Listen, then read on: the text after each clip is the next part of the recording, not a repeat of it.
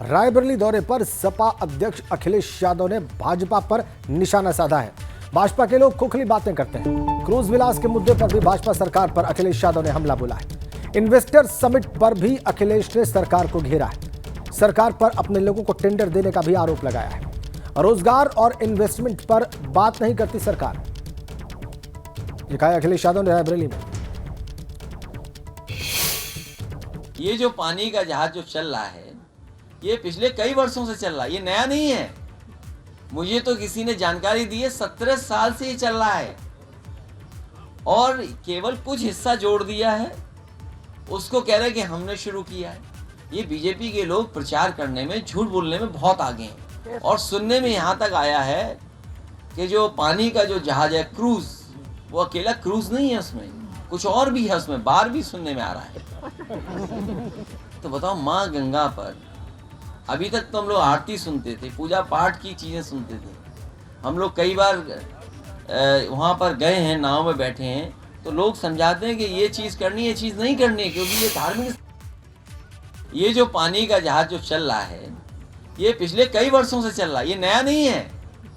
मुझे तो किसी ने जानकारी दी है, 17 साल से ये चल रहा है और केवल कुछ हिस्सा जोड़ दिया है, उसको कह रहे हैं कि हमने शुरू किया है। ये बीजेपी के लोग प्रचार करने में, झूठ बोलने में बहुत आगे हैं। और सुनने में यहाँ तक आया है कि जो पानी का जो जहाज है क्रूज, वो अकेला क्रूज नहीं है, उसमें। एक और बड़ी अपडेट है। पीलीभीत में शराब कारोबारियों में जमकर मारपीट की खबर आ रही है। आबकारी अधिकारी के सामने शराब कारोबारियों में जमकर मारपीट हुई। शराब कारोबारियों की मारपीट सीसीटीवी में कैद हो गई और तनाव के बाद बड़ी संख्या में वहां पर पुलिस बल तैनात किया गया है। ताजा अपडेट, आबकारी अधिकारी के सामने यह मारपीट हुई शराब कारोबारियों के बीच में, और इस तनाव के बाद वहां पर भारी तादाद में पुलिस फोर्स तैनात कर दी गई। ताजा अपडेट हमें मिल रही है। तस्वीरें आप देखिए, पीलीभीत की ये फुटेज आप देखिए। ये शराब कारोबारियों में आपस में होती मारपीट आप देख लीजिए। जमकर मारपीट शराब कारोबारियों में आपस में। सीसीटीवी में ये सब कुछ कैद हो गया और उसके बाद इस तनाव को देखते हुए भारी पुलिस फोर्स वहां पर तैनात करनी पड़ी है पीलीभीत में। आबकारी अधिकारी के सामने ये शराब कारोबारी आपस में भिड़ गए और इनके बीच में आपस में जमकर मारपीट हुई। इधर सोनभद्र में कॉलेज बस और ट्रक में जोरदार टक्कर की खबर आती है। हादसे में स्नातकोत्तर कॉलेज के 5 से ज्यादा छात्र घायल बताए जा रहे हैं और इन सभी घायलों को एक प्राइवेट अस्पताल में भर्ती कराया गया है। यह घटना है पिपरी थाना इलाके के खाट पाथर की। हादसा हुआ है और स्नातकोत्तर कॉलेज के 5 से ज्यादा छात्र घायल, जो घायल हैं उनको एक प्राइवेट अस्पताल में भर्ती करा दिया गया है। यह सारी घटना पिपरी थाना इलाके में हुई है, खाट पाथर में। कॉलेज बस और ट्रक में जोरदार टक्कर हो गई। कई छात्र घायल, उनको प्राइवेट अस्पताल में भर्ती कराया गया है। बस और ट्रक की टक्कर में कई छात्र घायल हुए। स्नातकोत्तर डिग्री कॉलेज का मामला है, पिपरी थाना इलाका। हालत देखिए आप बस की इस टक्कर के बाद और अंदाजा लगाइए कि टक्कर कितनी जोरदार थी। कॉलेज बस और ट्रक में जोरदार टक्कर हुई है। जो घायल हैं उनको हॉस्पिटलाइज आप देख सकते हैं तस्वीरें।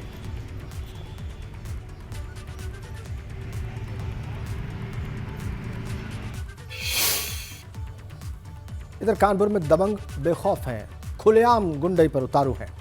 ताजा मामला हनुमंत विहार थाना इलाके के संजय गांधी नगर का है, जहां पर शुक्रवार देर शाम दबंगों ने एक मोहल्ले में जमकर उत्पात किया और बाइक सवार दबंगों ने जमकर पत्थरबाजी की, बम चलाए और इसमें कई लोग घायल हो गए।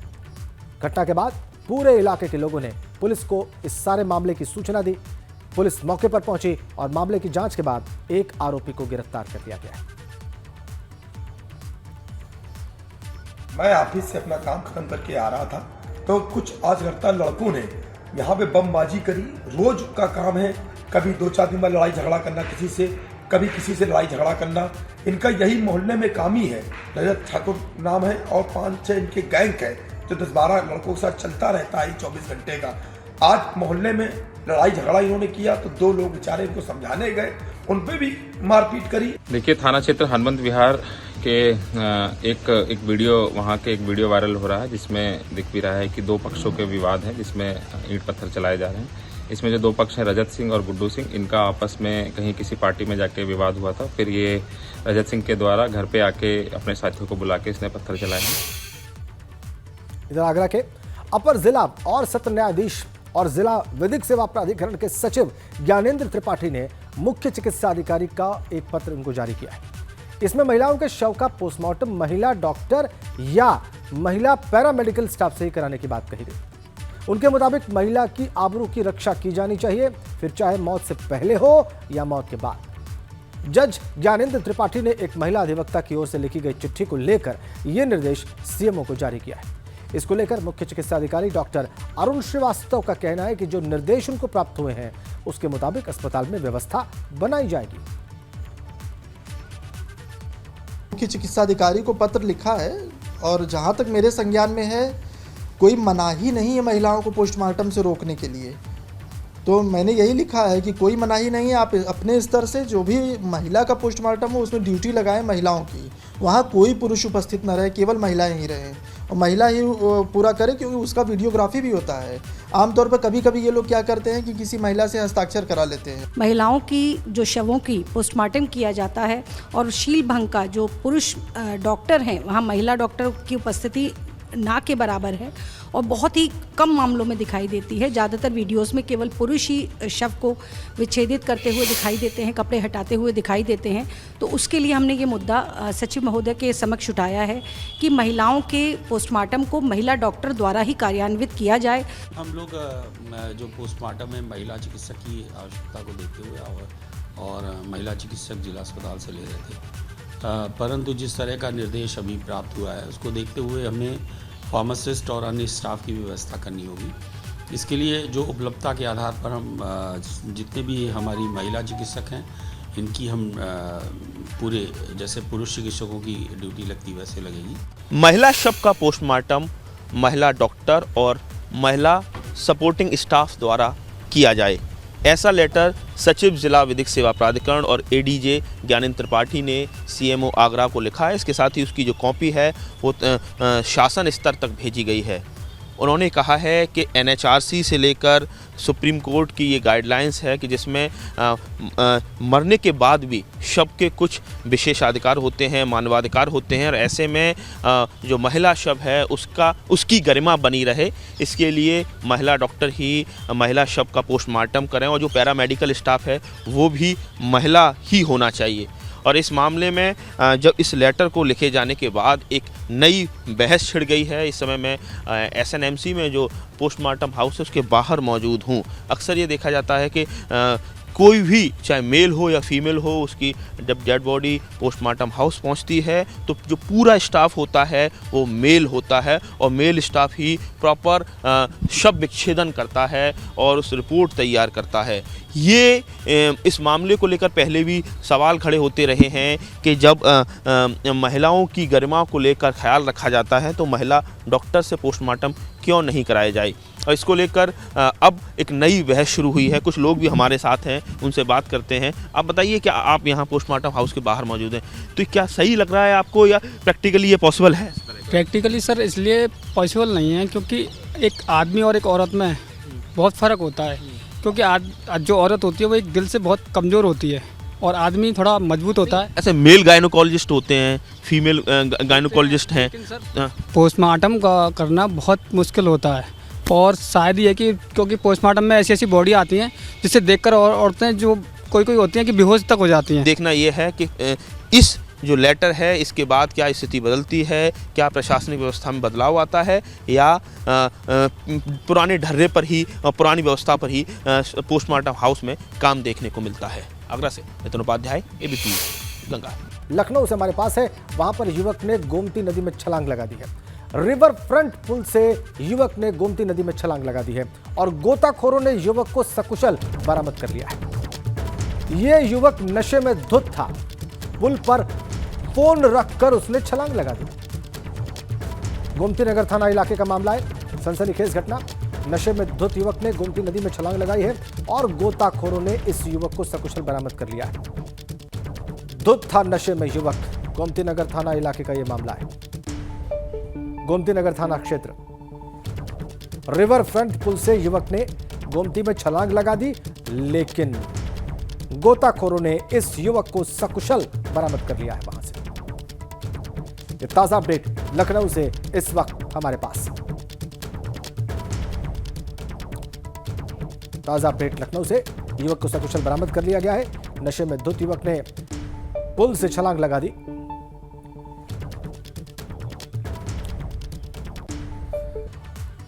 आगे बढ़ते हैं। 51 दिनों की यात्रा पर निकला गंगा विलास क्रूज गाजीपुर पहुंचा। वहां पर जिला प्रशासन ने सैलानियों को उनका भव्य स्वागत किया। सभी सैलानियों के माथे पर टीका लगाकर, माला पहनाकर और हाथों में गुलाब का पुष्पगुच्छ थमाकर उनका स्वागत किया गया। इस दौरान सैलानियों को वन डिस्ट्रिक्ट वन प्रोडक्ट के तहत बना वॉल हैंगिंग भी सौंपा गया और साथ साथ सैलानियों का भेड़िया नृत्य के माध्यम से मनोरंजन भी किया गया। इसके बाद सैलानियों ने ई रिक्शा से शहर का नजारा भी देखा। This cruise has been flagged off by our Honorable Prime Minister Shri Narendra Modi, and this maiden voyage is indeed a one-of-its-kind experience. So, without wasting any more time, I would like to call a bunch of tourists, a bunch of artists we have with us here, who will perform the traditional, take you to the historic site of Gazipur district. इस वक्त हम गाजीपुर के हमीद सेतु पर, और आप हमारे पीछे देख सकते हैं कि गंगा विलास क्रूज है, और इसी गंगा विलास क्रूज को प्रधानमंत्री नरेंद्र मोदी के द्वारा एक दिन पूर्व वाराणसी में हरी झंडी दिखलाकर आसाम के लिए रवाना किया गया है।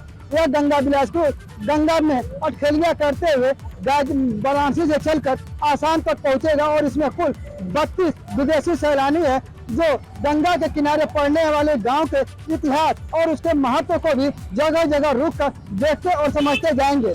गाजीपुर की तरफ हम बात करें तो गाजीपुर में इसी हमीद सेतु के नीचे जो है गंगा विलास क्रूज रुका है, जहां पर जिला प्रशासन के द्वारा उनका भव्य स्वागत किया गया है। साथ ही साथ प्रयागराज की मशहूर नृत्य ढोढ़िया नृत्य के माध्यम से भी उनका स्वागत किया गया है। बता दें कि जो ये ढोढ़िया नृत्य है, जब भगवान राम लंका पर विजय कर वापस आ रहे थे तब प्रयागराज में उनका इसी नृत्य के माध्यम से स्वागत हुआ है, और ये गंगा के आगे बलिया और बक्सर के लिए रवाना हो जाएगा। अनिल कुमार, एबीपी गंगा, गाजीपुर। चलिए खबरों में आगे बढ़ते हैं। प्रयागराज में संगम में लोग आस्था की डुबकी लगा रहे हैं। प्रयागराज में कल्पवासियों के लिए टेंट के छोटे छोटे घर बनाए गए हैं, और 1 महीने तक कल्पवासी कैसे कल्पवास करते हैं, इस पर एबीपी गंगा संवाददाता पूजा सचदेवा की रिपोर्ट देखिए। इस मेले का एक और रंग आपको दिखाते हैं। चलते चलते हम यहाँ पर पहुँचे हैं। ये टेंट के बने हुए घर, ये उन लोगों के लिए तैयार किए गए हैं जो यहाँ पर 1 महीने का कल्पवास करने के लिए पहुँचे हैं। कठिन तप और परिश्रम करके यहाँ पर लोग कल्पवास करने के लिए पहुँचे हैं, और ये सभी व्यवस्थाएं इन लोगों के लिए की गई हैं प्रशासन के द्वारा। देखिए, यहाँ पर श्रीमद् भागवत गीता का पाठ अब से कुछ ही देर में शुरू होने वाला है, और यहाँ पर उनके लिए व्यवस्थाएं की गई हैं। लोग देखिए खिचड़ी खाते हुए यहाँ पर नजर आ रहे हैं मकर संक्रांति के इस पावन पर्व के मौके पर। और ये देखिए, ये महिलाएं, ये सब लोग वो हैं जो कठिन तप करके यहाँ पर कल्पवास कर रहे हैं 1 महीने का। कहाँ से आई हैं अम्मा? बनारस से आए हैं। बनारस से आए हैं। कल्पवास पर हैं आप? हाँ, 1 महीना के लिए कल्पवास पर हम लोग हैं। तो क्या रहता है इसमें? इसमें यह रहता, नहाओ धो, पूजा पाठ करो, गंगा नहाओ, भगवान का भजन भाव करो, इसलिए हम लोग आते हैं। ये आपके लिए प्रशासन ने तैयार किए हुए टेंट? हाँ, किया है। कैसी व्यवस्थाएं? बहुत सुंदर है, बहुत सुंदर है। तो यहाँ पर रहने के लिए, सोने के लिए, खाने के लिए सब चीजें हैं? तो सब चीजें हम लेकर आए हैं। हम लोग दान करने आते हैं, और दूसरे का लेने नहीं आते हैं, खाते नहीं हैं। हाँ, तो अच्छा लग रहा है यहाँ पर? बहुत अच्छा यार। तो क्या है, भगवान यहाँ पर पधारे हैं। हम लोग भगवान की हैं, बैठे हैं, आसन लगा के पूजा पाठ कर रहे हैं। जलना है तो टेंट में चल के देख लीजिए। हाँ, हम लोग पूरा अंदर भी देखेंगे कि आपके लिए क्या व्यवस्थाएं की गई हैं। अम्मा, क्या उम्र है आपकी? 62। थोड़ा मुश्किल होता है कल्पवास करना या आसान लगता है? घर का सुध बुध नहीं है, घर का ध्यान यहाँ के भूल जाता है। मस्त मजा आता है भगवान की भक्ति में। हम देखो सब श्रीमद् भागवत करा रहे हैं हम लोग, और आनंद के साथ, कहीं धूप है न कहीं छाया है, सब आनंद ही आनंद है। महाकुंभ में भी आएंगे आप? जी, आते रहेंगे। वो देखिए, हम आपको बता रहे, देखिए हवन यज्ञ करते हुए बाबा यहाँ पर नजर आ रहे हैं। बाबा, आप हवन कर रहे हैं?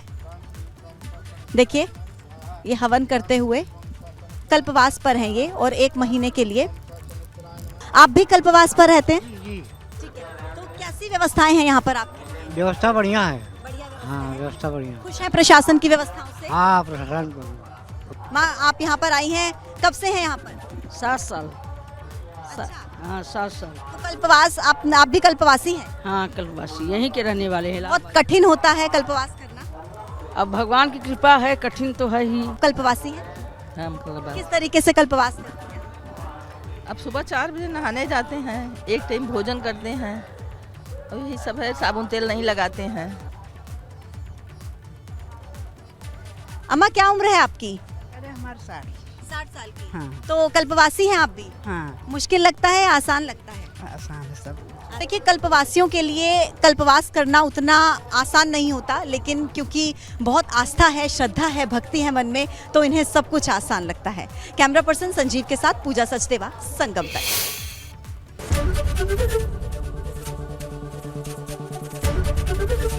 एबीपी गंगा, खबर आपकी, जुबान आपकी।